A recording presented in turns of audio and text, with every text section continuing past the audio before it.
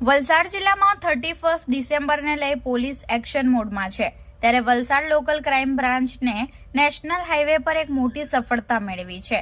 એલસીબીની ટીમે બાતમીના આધારે ધમડાજી હાઈવે પાસે વોચ ગોઠવી હતી। આ દરમિયાન એક લક્ઝરિયસ ઇનોવા કાર અટકાવી તેમાં તપાસ કરતા કારમાંથી લાખો રૂપિયાનો વિદેશી દારૂ ઝડપી પાડ્યો છે। દારૂની હેરાફેરીમાં મુંબઈના ઘાટકોપરના એક શખ્સની ધરપકડ કરી પોલીસે દમણ કનેક્શનનો પર્દાફાશ કર્યો છે। વલસાડ એલસીબીના હેડ કોન્સ્ટેબલ હરદેવસિંહ રાણા અને તેમની ટીમને ચોક્કસ બાતમી મળી હતી કે નેશનલ હાઈવે નંબર 48 પર એક સફેદ કલરની ઇનોવા કારમાં દારૂની હેરાફેરી થઈ રહી છે। આ બાતમીના આધારે એલસીબી પોલીસે વલસાડના ધમડાજી ગામની સીમમાં સિમેન્ટ ગોડાઉનની સામે વોચ ગોઠવી હતી। આ દરમિયાન બાતમીવાળી Toyota Innova car number DD03G0608 ત્યાંથી પસાર થતા પોલીસે તેને કોર્ડન કરી અટકાવી હતી।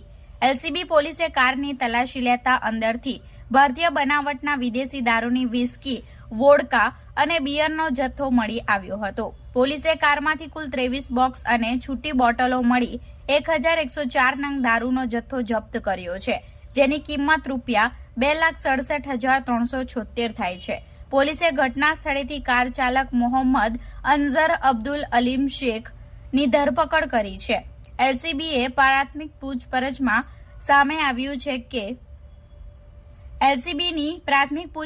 સામે આવ્યું છે કે દારૂનો આ જથ્થો દમણના મનોજ નામના ઈસમે ભરાવ્યો હતો અને દારૂની હેરાફેરી માટે કાર શહેબાઝ નામના ઈસમે પૂરી પાડી હતી। વલસાડ એલસીબીએ 5 લાખની ઇનોવા કાર, મોબાઈલ અને દારૂ મળી કુલ ₹7,72,376નો મુદ્દામાલ કબજે કર્યો છે અને મનોજ તથા શહેબાઝને વોન્ટેડ જાહેર કરી વલસાડ રૂરલ પોલીસ સ્ટેશનમાં ગુનો નોંધાવ્યો છે।